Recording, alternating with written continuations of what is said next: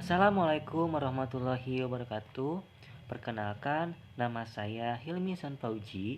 Saya dari Stikes Bakti Tunas Husada dari 4D Farmasi dengan NIM 3118168. Di sini saya akan menyampaikan tentang analisis pemanis makanan.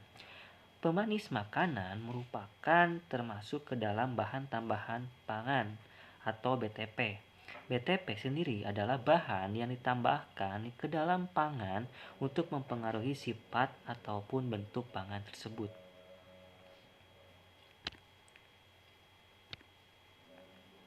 Nah, menurut Permenkes 33 tahun 2012 itu BTP diantaranya itu ada 27 bahan tambahan pangan yang bisa ditambahkan. Salah satunya itu ada pemanis. Nah, pemanis sendiri apa sih? Pemanis itu adalah sweetener. Sweetener ini adalah bahan tambahan pangan berupa pemanis alami ataupun pemanis buatan yang memberikan rasa manis pada produk pangan. Jadi pemanis ini bisa berasal dari bahan alam seperti dari tumbuhan maupun dari hewani, nabati ataupun hewani. Nah, bisa juga dihasilkan dari reaksi kimia atau sintesis. Sengaja dibuat dari reaksi-reaksi kimia. Nah, untuk pemanis alami atau natural sweetener itu menurut Permenkes nomor 33 tahun 2012 itu terdiri dari 8, di mana ada sorbitol, manitol, isomat, glikosida, malitol, laktitol, silitol, dan eritritol. Pemanis alami ini adalah pemanis yang berasal ditemukan dari bahan alam, meskipun prosesnya itu memang secara sintetik maupun fermentasi. Nah, pemanis alami yang sering kita kenal itu berasal dari tanaman tebu dan dari bit. Nah, pemanis ini itu termasuk ke dalam pemanis sukrosa. Adapun contoh lainnya itu berasal dari nabati, seperti dari gula kelapa, kayu manis, gula jagung, adapun yang berasal dari hewanis, seperti madu. Berasal dari hidrolisis karbohidrat pula ada, seperti glukosa, deksosa, fruktosa, galaktosa, sorbitol, dan yang lainnya. Nah, untuk pemanis buatan atau artificial sweetener itu sama. Menurut Permenkes 33 tahun 2012 itu ada sekitar 6, yaitu asesulfam K, aspartam, asam siklamat, sakarin, kemudian ada sukrosa, neotam. Nah, pemanis buatan ini didapatkan dari hasil proses secara kimiawi dan senyawa tersebut tidak terdapat di alam. Jadi secara kimiawi berarti secara sintetik adanya reaksi kimia untuk menghasilkan senyawa tersebut. Nah, menurut Permenkes RI No 208 Menkes per bab 4 1985 di antara pemanis buatan tersebut hanya beberapa yang diperbolehkan dalam penggunaannya. Di antaranya ada 6. Nah, ada 6 pemanis buatan yang diizinkan, yaitu ada yang pertama E950 kalium asesulfam, yang kedua ada E991 aspartam, yang ketiga ada E954 sakarin, yang keempat ada E957 taumatin, dan yang kelima ada E959 neohesperidin dohidrokakon atau NHDCE, dan yang terakhir ada E992 asam siklamat.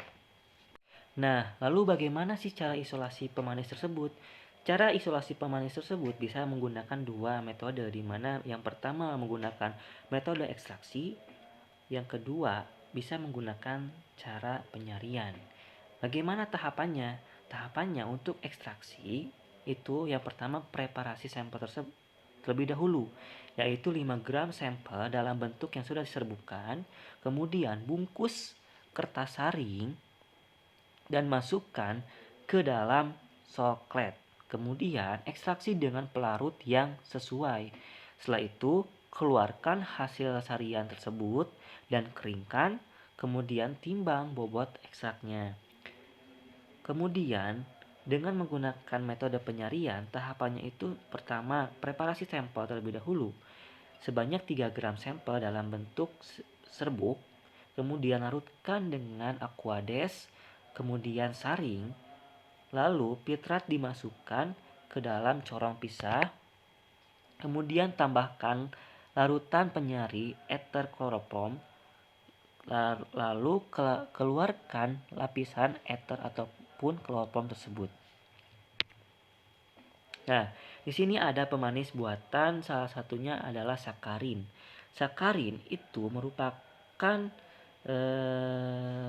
pemanis buatan dengan rumus kimianya itu adalah C7H5NO3S.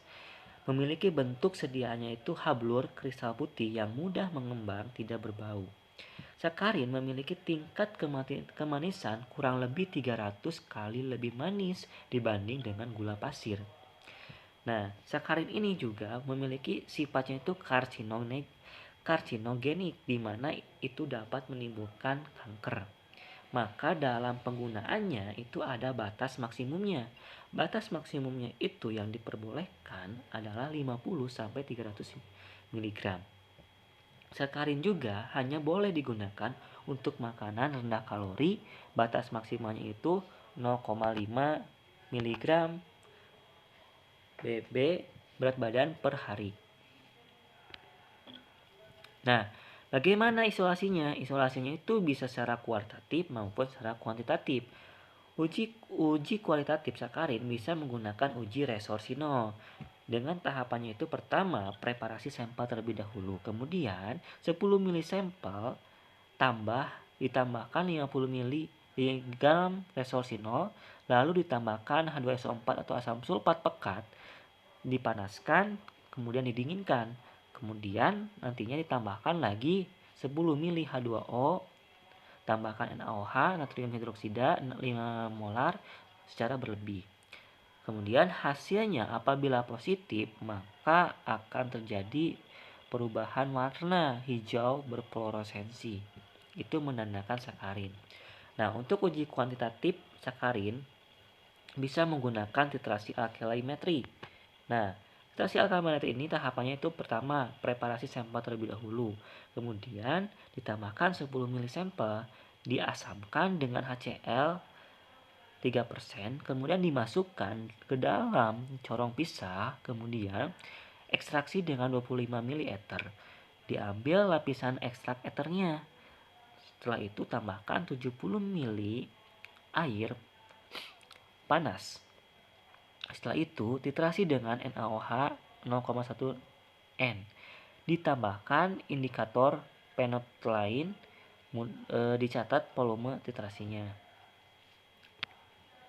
Nah, selanjutnya ada pemanis buatan aspartam. Aspartam ini dengan rumus molekulnya itu, kimianya itu adalah C14H18N2O5. Aspartam memiliki bentuk sedianya itu kristal putih dan tidak berbau larut dalam air. Aspartam dapat terhidrolisis dan kehilangan manis ketika bereaksi dengan air. Aspartam juga merupakan pemanis dengan kalori yang cukup rendah, namun mempunyai tingkat kemanisan lebih manis 200 kali lebih manis daripada gula pasir. Bagaimana cara isolasinya? Isolasinya sama, ada kualitatif sama kuantitatif. Untuk kualitatifnya itu menggunakan uji KLT. Bagaimana tahapannya? Tahapannya itu pertama, preparasi sampel. Kemudian untuk fase diamnya itu menggunakan silika gel 60 GF 254. Untuk fase geraknya itu menggunakan N-butanol, asam asetat glasial, dan air dengan perbandingan 2:1:1. Setelah itu sampel ditotolkan pada silikanya. Nah, lalu noda dilihat di bawah lampu UV pada panjang gelombang 254 nanometer.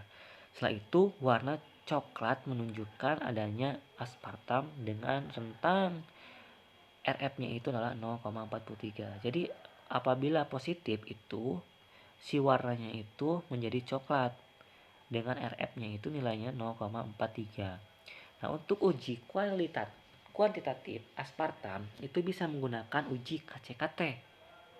Nah, uji KCKT tahapannya itu pertama sama, preparasi sampel terlebih dahulu. Kemudian untuk fase geraknya itu menggunakan air dan asetonitril dengan perbandingan 80 banding 20. Untuk kolomnya itu C18, dimensi kolomnya itu menggunakan 150 kali 4,6 mm. Laju airnya itu adalah 1,0 mili per menit. Detektornya itu ultraviolet 220 nanometer.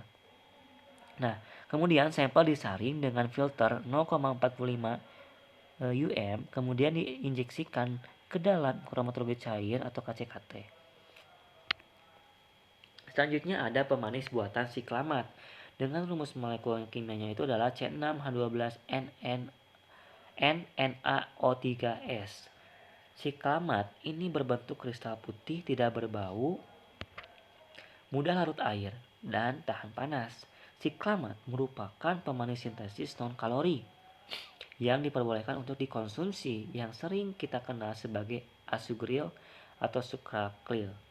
Walaupun diperbolehkan, siklamat itu memiliki sifat yang karsinogenik juga yang dapat menyebabkan kanker. Maka dari itu ada batas maksimumnya juga dalam penggunaannya, yaitu 500 sampai 3000 mg per kilogram bahan makanan. Nah, untuk uji isolasinya itu ada uji kualitatif juga ada uji kuantitatif. Nah, untuk uji kualitatifnya itu bisa dengan cara uji pengendapan. Dengan cara tahapannya itu pertama yaitu preparasi sampel terlebih dahulu. Kemudian 10 mili sampel ditambahkan 20 mili H2O dalam Erlenmeyer disaring. Setelah itu diasamkan dengan HCl, ditambahkan 1 mili BaCl2. Nah, setelah itu ditambahkan 1 mili larutan NaNO2, natrium nitrit. Nah, apabila itu menandakan positif, maka akan terbentuk endapan putih yang mengandung siklamat. Nah, untuk uji kuantitatifnya itu bisa menggunakan titrasi nitrimetri. Tahapannya itu adalah pertama, preparasi sampel terlebih dahulu, kemudian 10 mili sampel ditambahkan 40 mili H2O ditambah HCl pekat dalam Erlenmeyer. Nah, baru setelah itu ditambahkan 5 tetes indikator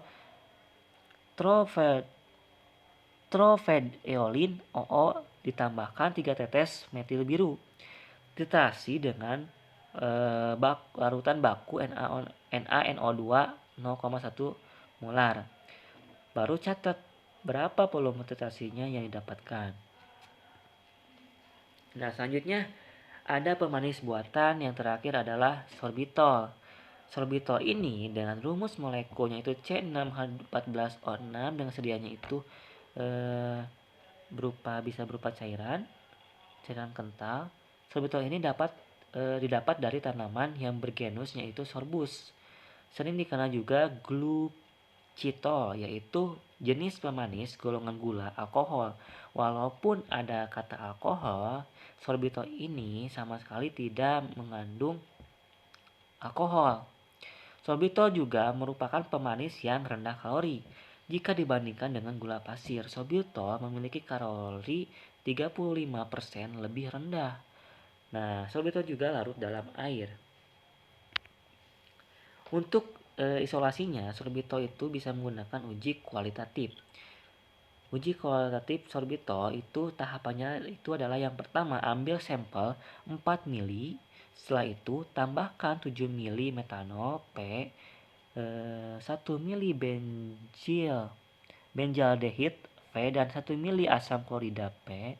Setelah itu kocok dalam pengocok mekanik hingga terbentuk hablur. Setelah itu saring dengan pengisapan. Setelah itu lakukan hablur dengan 20 mili air mendidih yang mengandung 1 gram natrium bikarbonat. Saring setelah panas. Selagi panas, didinginkan filtratnya, kemudian saring dengan pengisapan. Setelah itu cuci dengan 5 mili campuran metanol dan air volume sama. keringkan di udara suhu lebur hablur antara 174 derajat dan 179 derajat. Sekian presentasi dari saya. Mohon maaf bila ada kata yang kurang tepat atau penjelasan yang kurang dimengerti, karena kesalahan itu hanya milik kita dan kesempurnaan itu hanya milik Allah Subhanahu wa taala. Wassalamualaikum warahmatullahi wabarakatuh.